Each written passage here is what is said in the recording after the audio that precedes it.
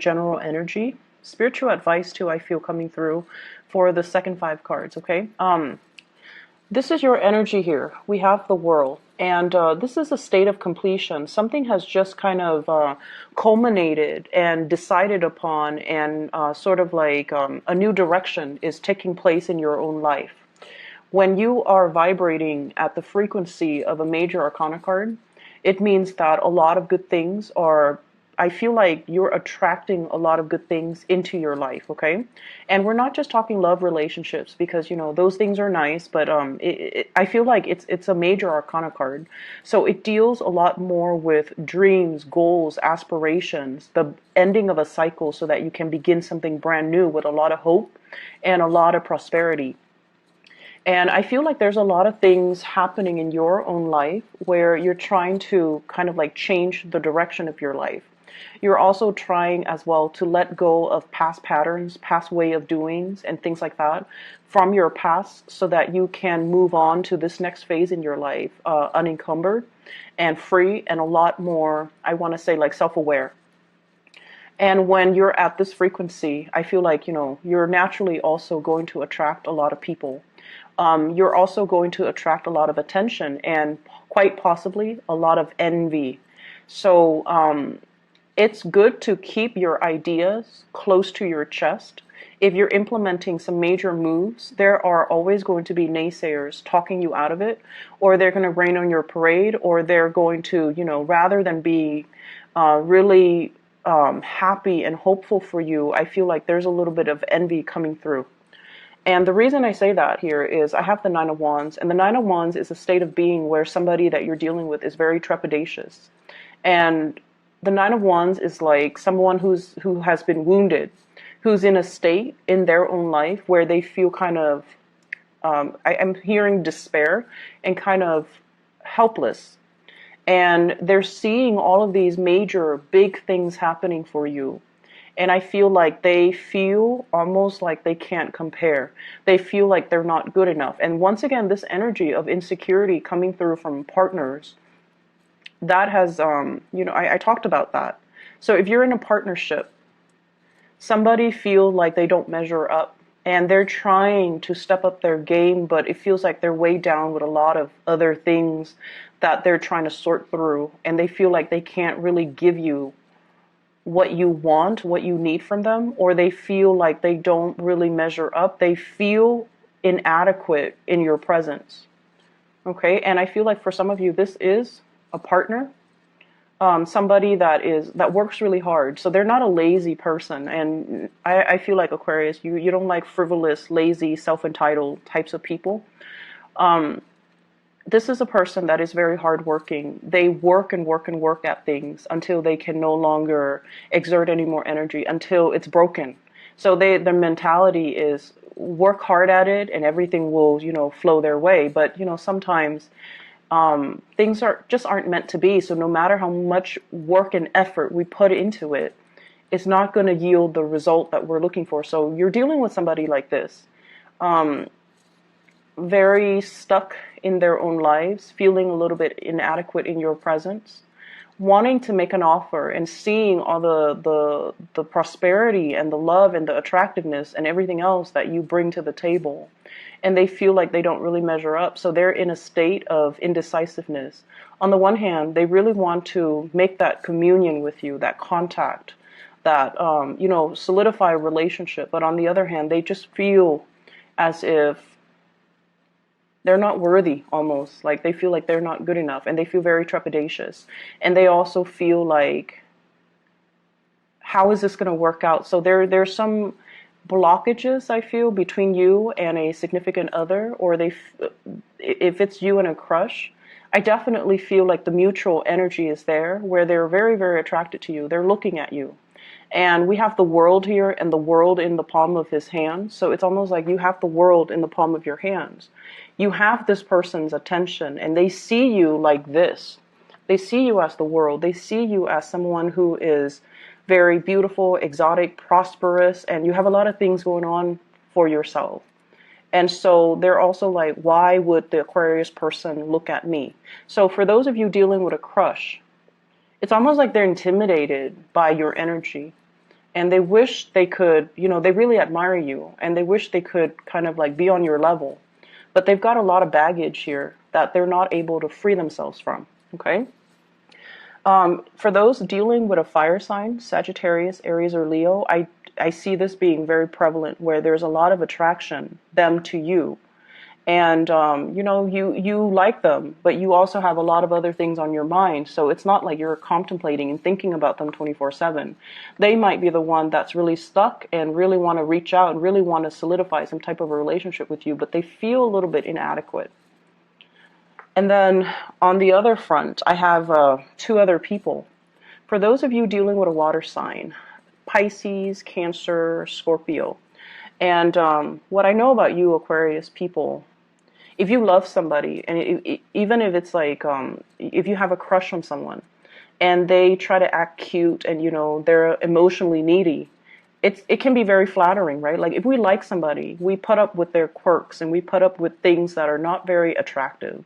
So you have somebody that's a little bit emotionally needy, and for some of you, it's almost like if you like them, then it's cute. It's adorable if they show that side of themselves, and it makes you feel like, wow, they like me, they want me, and that's fine, because if we like them, then naturally it's cute.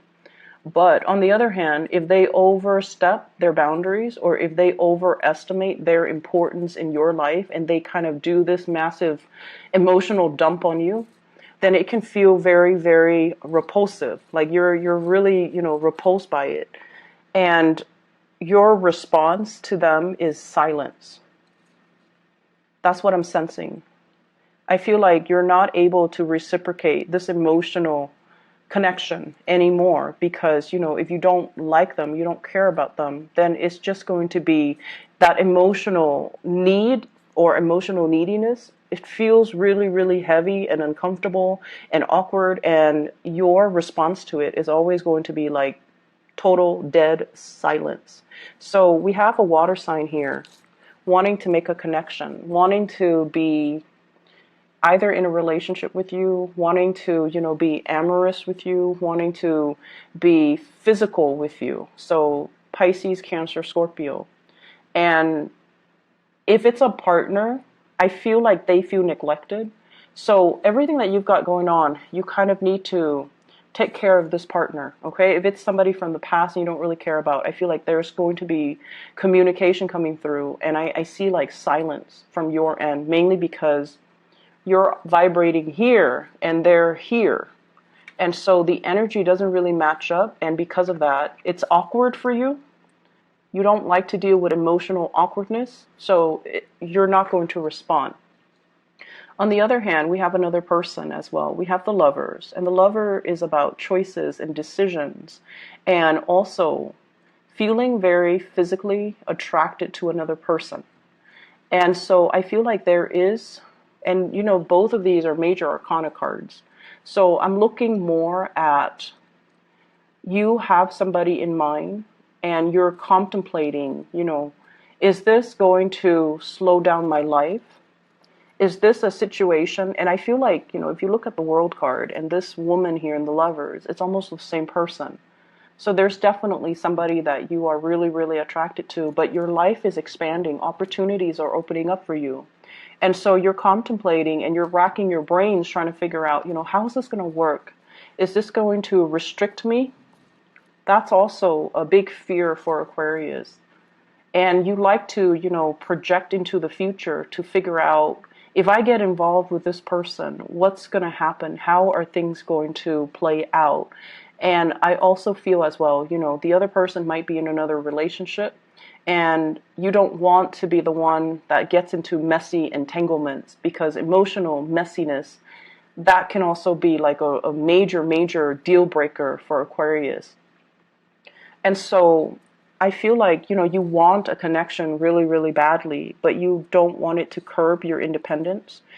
And you can't, for the life of you, figure out how this person is going to fit into your future, into the greater scheme of things, into your plans for your own future. So it's a major tug of war emotionally, you want this. But then emotionally, you also want the independence. So the physical connection is really strong. The chemistry, the sexual passion, and the way you feel about the other person, it's a really strong energy. But how is it going to fit into your bigger plans? You might be dealing with water sign here. So I have fire, Sagittarius, Aries, or Leo, water sign, Pisces, Cancer, Scorpio, as well as a Gemini person here.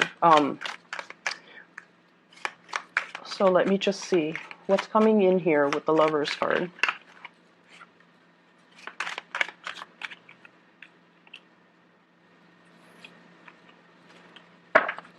So we have here the Eight of Cups, and the Eight of Cups is emotionally moving on from one person. So you have emotionally moved on from somebody from your past. You're now free, possibly very, very single. And you're seeing a new relationship here with the Lovers, which is a relationship that is very karmic. So this card, when it shows up in a love reading, it is a very, very good card, where it shows a lot of caring, roughing things out, riding things out through thick and thin, wanting to be with another person because you want to alleviate their problems. You want to help them. They want to help you. And there is also a lot of risk associated with this card, because I pulled it out here for the Lovers. Feeling as if we get into this connection, emotionally, am I going to be fulfilled? And then also financially, how is this going to play out? So there are a lot of things that you're considering when it comes to a big, big relationship in your life. So I see fire sign, water sign, as well as a Gemini person that's in the picture here. And I'm also sensing as well, if you're dealing with a water sign, Pisces, Cancer, Scorpio, they might be, reaching out to you, or they might be wanting to have a physical connection, or even some type of a soul spiritual connection. But I feel as if you have moved away from it and you're moving into something that you feel is karmically better for you, or you feel like it's a very, very strong karmic tie. I do see a very strong karmic tie that you have with another person, where the two of you are trying to work together. And I feel as well, the energy is, we don't give up on each other. We don't check out. We don't run away when things get tough. And we talk about uncomfortable situations and uncomfortable topics, because, we're trying to make things work. So I feel like there's a major maturation process, or a relationship that requires a lot of self-awareness and growth from your end, from their end as well, in order to make it a reality. Okay, it's like you can't run from it anymore. You have to sit there and face whatever it is, whatever conditions, whatever demands, whatever it is that they need from you. You can't run from it anymore. So there's some type of a binding energy here, where you can't just, live for yourself anymore. You have to take into account the feelings of your relationship partner, because you're trying to make things work, and you really feel like they are worth it for you to work this out with. They're worth it. And you're willing to sit through countless uncomfortable conversations, uncomfortable emotional demands, because you feel that they are worth it. So I would say it's a little bit of a emotionally heavy week, but this is something you guys need, because I feel like lots of things are going your way and lots of things are happening for you guys. But emotionally, you still have to grow as a person, and this is the week where that's going to be the energy is supported of that. Okay. In other areas of your life, so this is other areas, and I feel like a major blending of work and romance. So you could be working from home, you could be dating somebody you're working with, you can also, your partner might be at home, and I feel like, times might be hard and your partner is not working, or times might be hard, you're not working, your partner's working. So I feel this element about somebody like blending of the home environment as well as the work environment, or blending of the love environment with the work environment. So those are things that you need to keep in mind. Try to separate the two, or at least emotionally and energetically try to, separate, so that you don't get affected. Okay. So other areas of your life, I feel like there is a falling out with somebody. So we have here the Ace of Cups, and the Ace of Cups is like a situation where we no longer feel passionate, inspired, hopeful, or even emotionally invested in anymore. So for many of you, this is a work environment that you're in. We have the Hierophant and the Knight of Pentacles. The Hierophant deals with institutions, and I'm going to talk about the family situation in a little bit.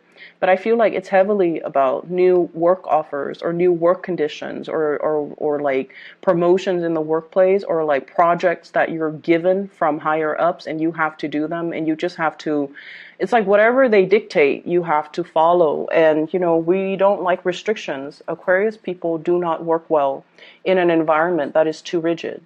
You like to inject your own ingenuity and your own, you know, unpredictability into things that you do. You don't like to follow routine.